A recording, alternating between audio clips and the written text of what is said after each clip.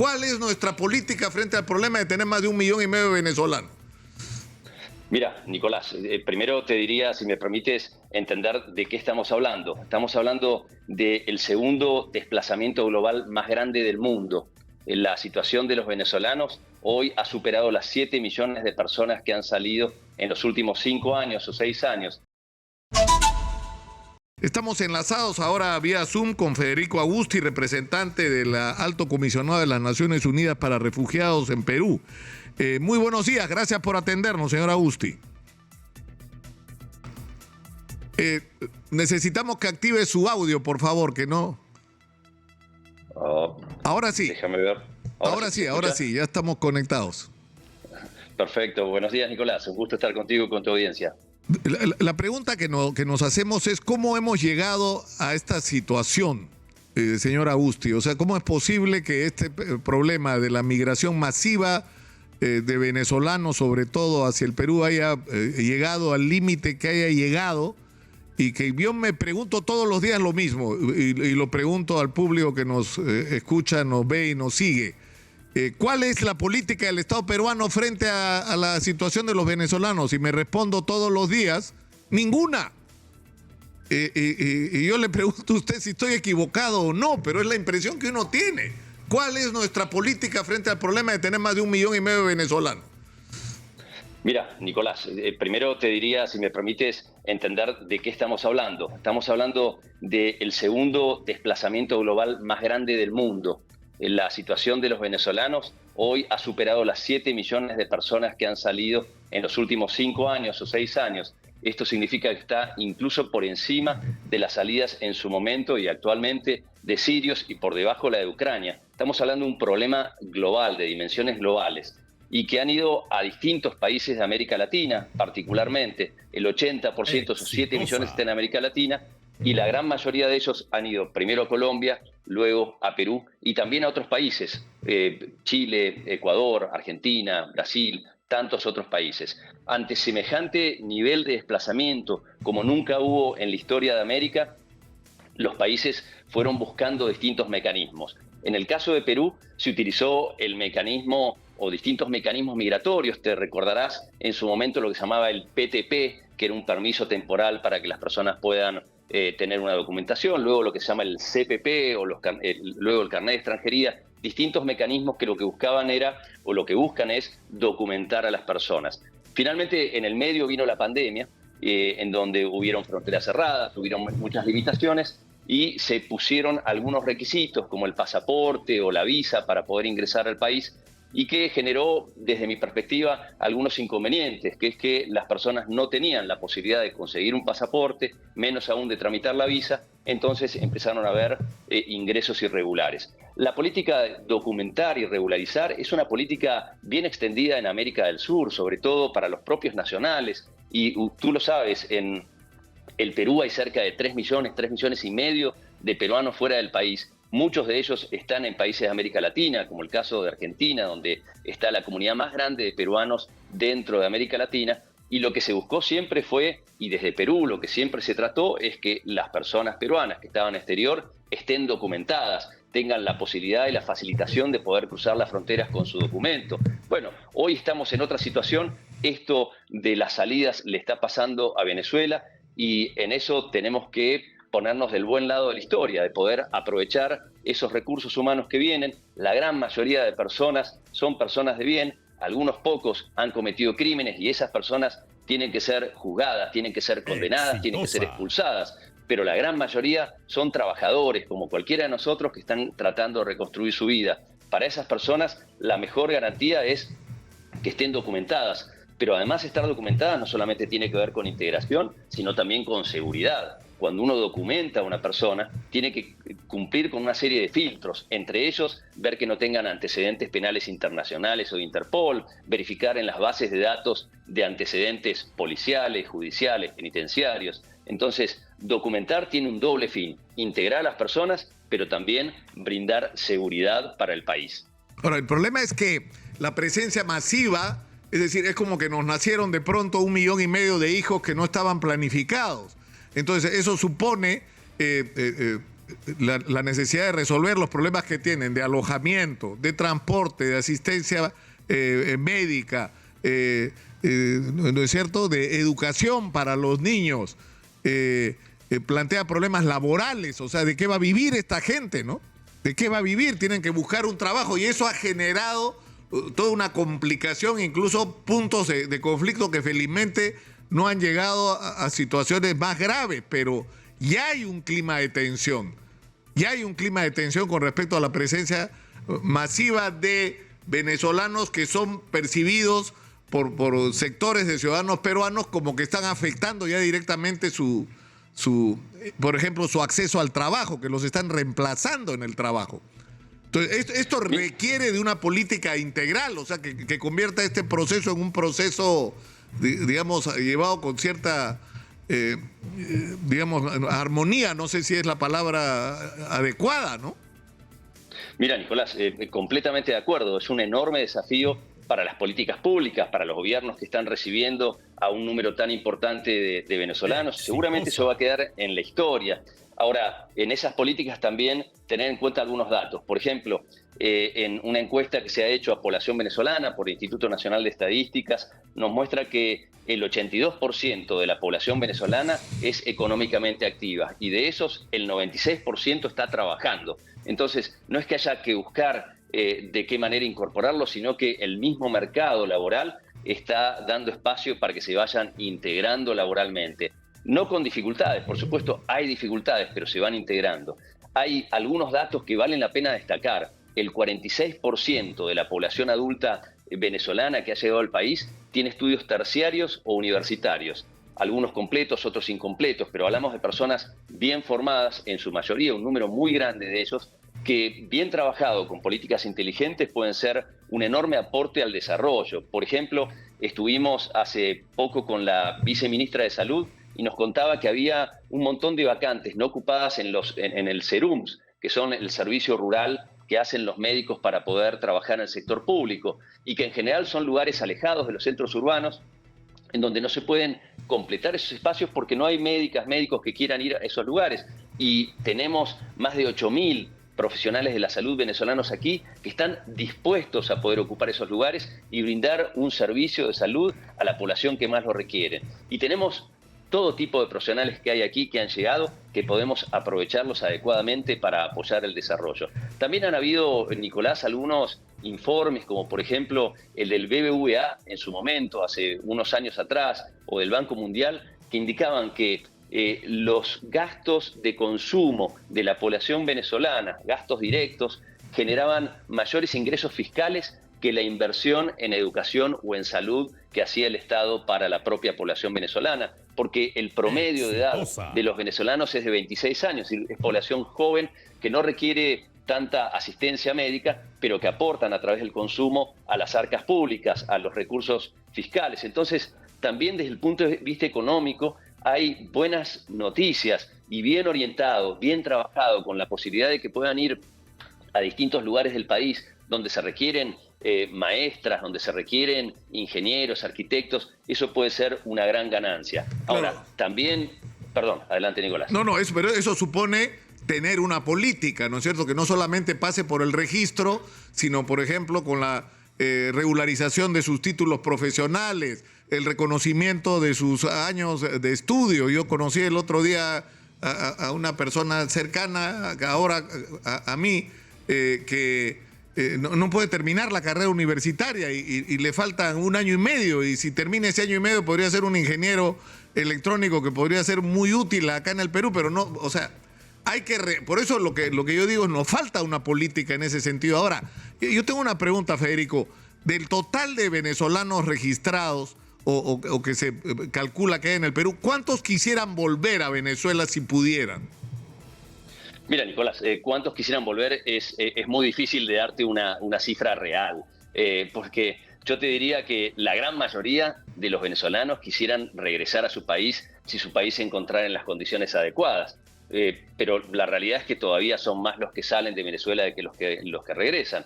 Sin embargo, también hay venezolanos que están regresando, que están viendo si tienen posibilidades de establecerse. Entonces, dos cuestiones. Primero, yo creo que sí hay una política y hay un gobierno y autoridades que están buscando de qué manera poder gestionar de manera adecuada el flujo de refugiados y migrantes que han venido de Venezuela. El primer gran concepto tiene que ver con documentar e integrar. Exitosa. Y ahí han habido distintos programas y creemos, por lo menos desde ACNUR, de OIM, de distintas instituciones de Naciones Unidas, que documentar e integrar da buenos resultados. Nuevamente, como te decía al principio, documentar implica la posibilidad de que las personas se puedan insertar adecuadamente, implica tener seguridad, porque sabemos quiénes están, dónde están y si tienen algún tipo de antecedentes, y también implica detectar el capital humano de esas personas, Claro. cuáles son sus capacidades y a dónde. Ahora, en eso venimos trabajando con las autoridades nacionales, con el Ministerio de Relaciones Exteriores, con la Superintendencia de Migraciones. Venimos buscando cuál es el mejor mecanismo para proceder a integrar, y luego cada uno de los desafíos que tú mencionas, que son reales, hay que ver en el marco educativo, hay que ver en el tema sanitario, de salubridad, hay que trabajar también el tema de seguridad, hay que trabajar en el mercado de trabajo. Para eso, desde Naciones Unidas, venimos haciendo muchos esfuerzos. Te doy un pequeño ejemplo, Nicolás, si me das un minutito, pero venimos trabajando, por ejemplo, con la DIRIS Lima Norte, en un espacio que trabajamos en rehabilitarlo, en ponerlo nuevamente en funcionamiento. Es un centro de rehabilitación para personas que han sufrido distintos tipos de accidentes. Y los hemos apoyado con profesionales venezolanos, que son el 90 o 95% de los profesionales en ese centro de salud, porque no tenían los recursos. Entonces, nosotros apoyamos pagando los primeros 3 meses para ver si eran adecuados para resolver esa necesidad de atender a personas que habían sufrido accidentes.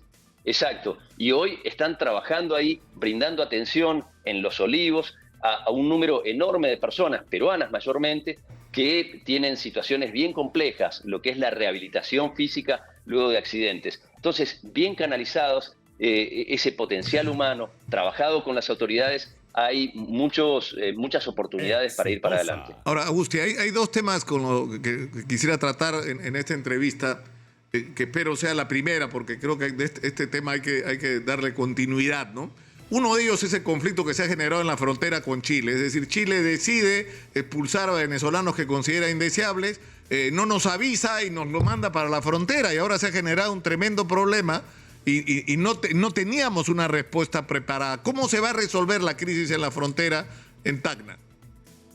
Mira, Nicolás, ahí en Tacna te diría que hay como 2 situaciones. Están aquellos que están varados, que han llegado a Tacna con la intención de cruzar la frontera hacia Chile, y aquellos que están varados en el paso de frontera y que están tratando de ingresar hacia Perú. Te diría, en el primer de los casos, aquellos que están en la ciudad de Tacna, la preocupación más importante, sobre todo de los vecinos de Tacna, está en aquellos que están en espacios públicos. Y ahí estamos buscando y trabajando con las autoridades regionales, locales y también con las autoridades nacionales, buscando espacios físicos donde nosotros, desde ACNUR, OIM, Programa Mundial de Alimentos, Naciones Unidas en general, pagaríamos los costos y la financiación para que puedan estar en un lugar adecuado y que no estén ocupando espacios públicos, y en ese espacio poder trabajar caso a caso para buscar la mejor solución.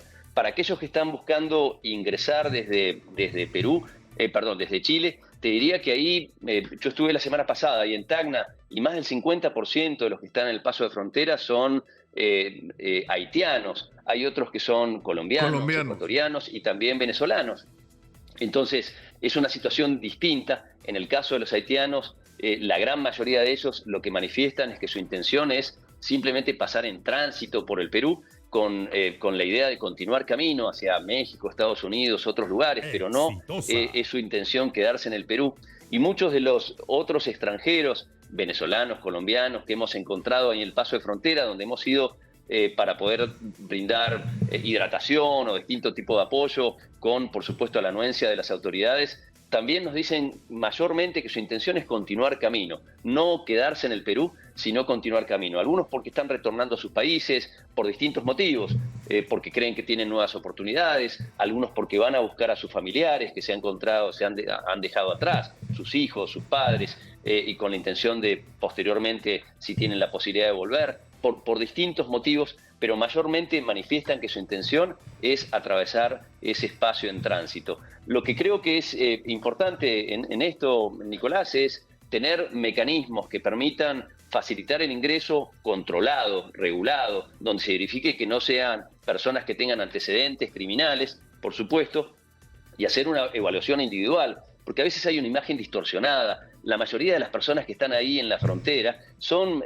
familias con niños, no son personas, muchos de ellos que están en situación de cierta vulnerabilidad, no son el perfil que uno podría imaginarse de personas que vienen a delinquir o cosas por el estilo. Es simplemente ver las imágenes y seguramente en las imágenes que tienes grabadas, si haces un acercamiento, vas a ver que hay enorme cantidad de familias y muchas de ellas están tratando de regresar a su país de origen. Entonces, creo que hacer un mecanismo que permita hacer un control, una identificación de las personas, una verificación que no sean personas que tengan antecedentes criminales, podría ser un buen mecanismo para poder discernir, diferenciar unos de otros. Federico, tengo que ir a la pausa, pero no quisiera que terminemos esta conversación sin sacar algunas conclusiones. Por favor, mantente conectado en la línea y regresamos inmediatamente contigo. Estamos enlazados con Federico Agusti, representante del Alto Comisionado de las Naciones Unidas para Refugiados en el Perú. Volvemos. Estamos conectados con Federico Agusti, representante del Alto Comisionado de las Naciones Unidas para Refugiados en Perú,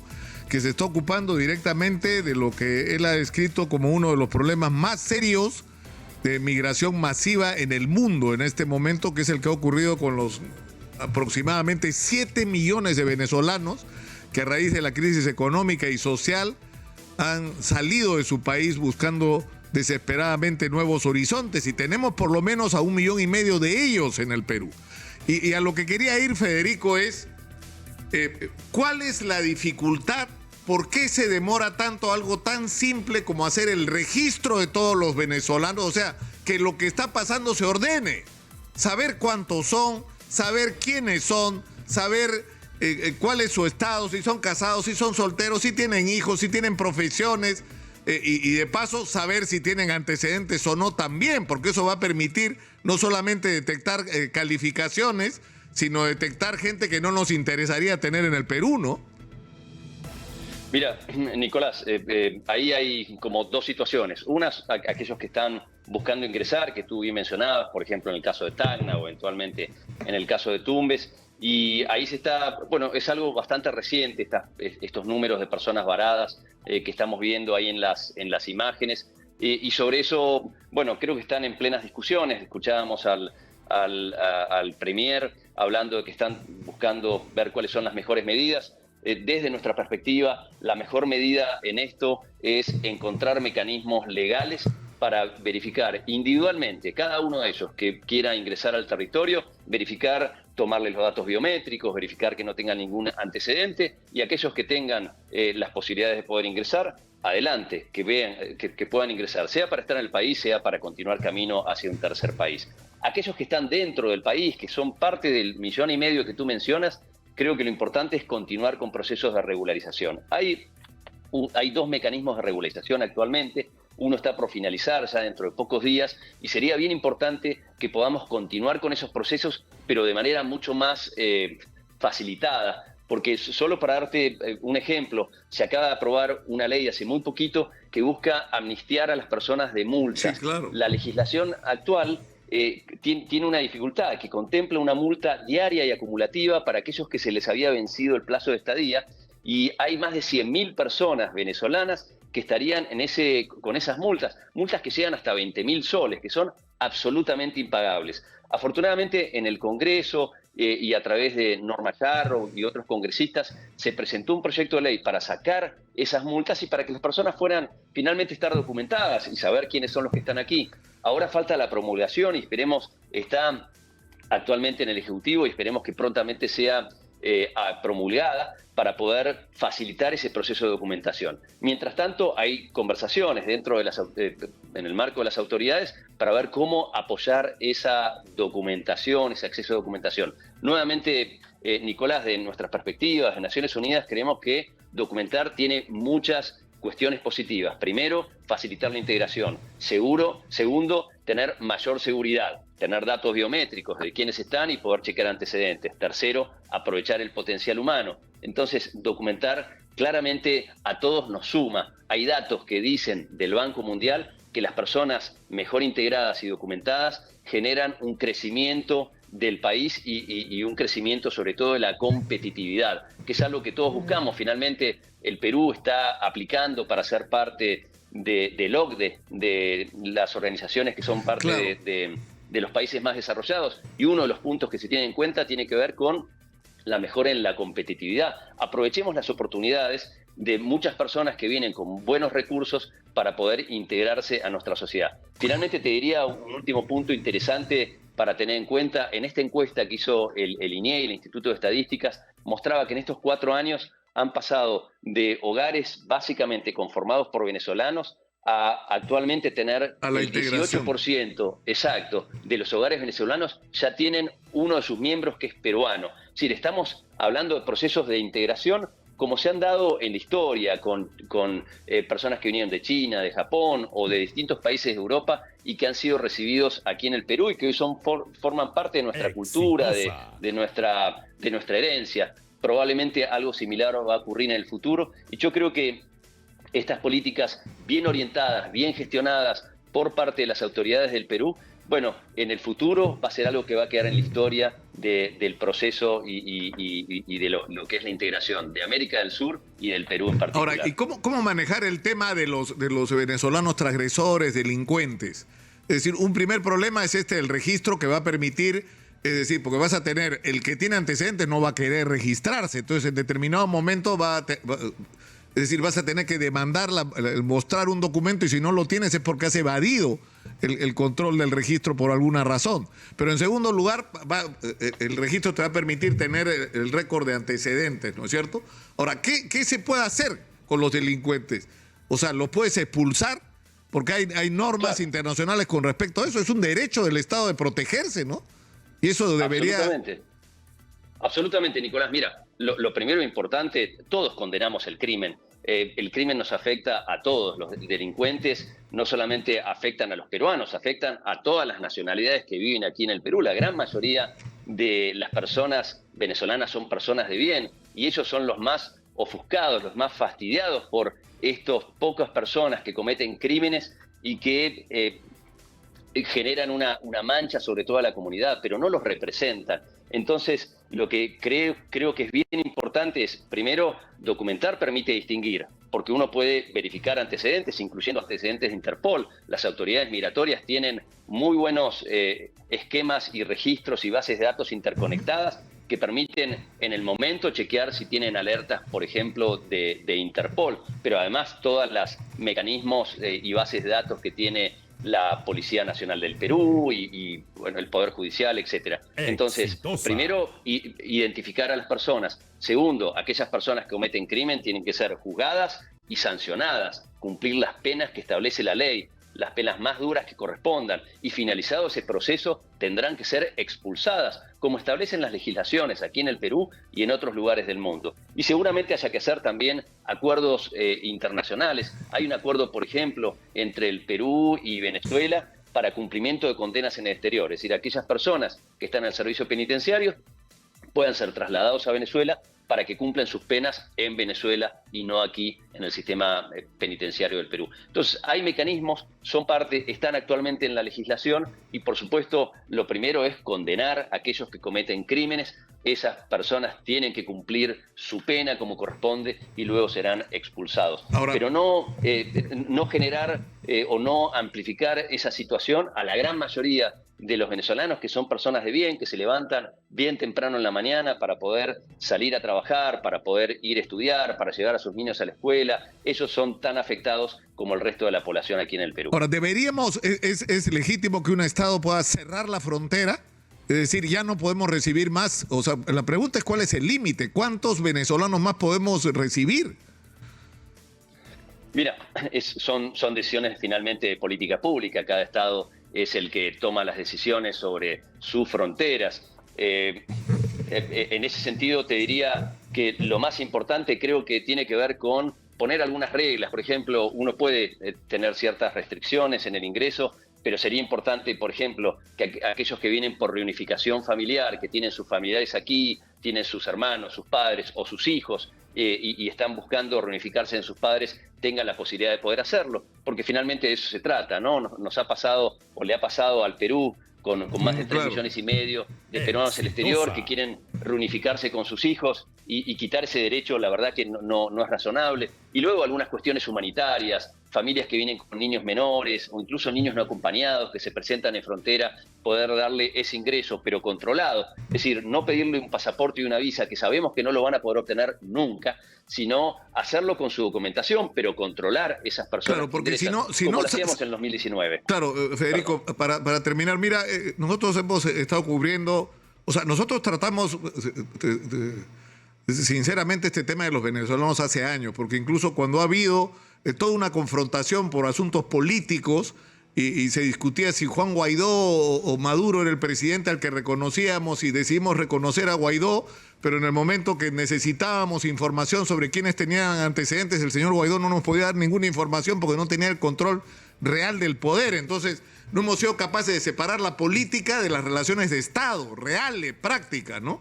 Ahora, el problema que se ha generado con esto de las restricciones en la frontera es esto. Este es un testimonio de un venezolano que nos habló el día de ayer. Quisiera compartirlo, es breve, por favor, Federico, quisiéramos compartirlo contigo. Adelante, por favor.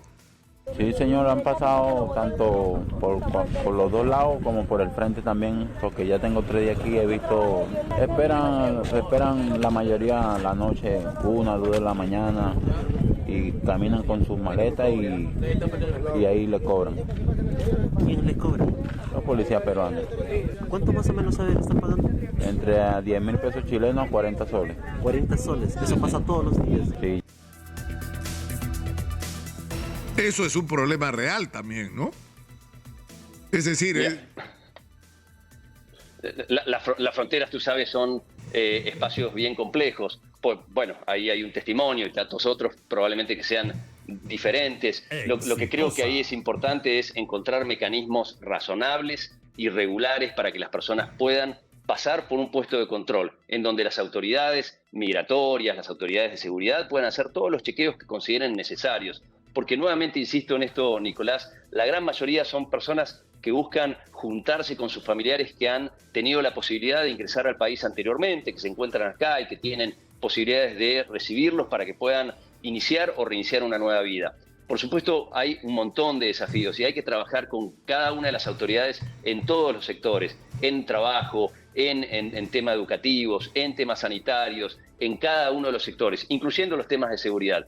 Para eso, desde Naciones Unidas estamos bien dispuestos para trabajar y lo venimos haciendo con las autoridades para que ese número muy grande de personas que han llegado al país no sean un problema, sino que sean una oportunidad para poder seguir creciendo con una sociedad más inclusiva. Recuerda, Nicolás, que estamos en un mundo que cada vez se va globalizando más. Entonces, del mismo modo que hoy vienen venezolanos, el día de mañana serán los peruanos que estaremos yendo a otros lugares, a otros países, a otras regiones, para ver cómo también sacar provecho de nuestras propias capacidades. En ese mundo que estamos, tenemos que aprovechar también las oportunidades de ser más inclusivos y más interculturales.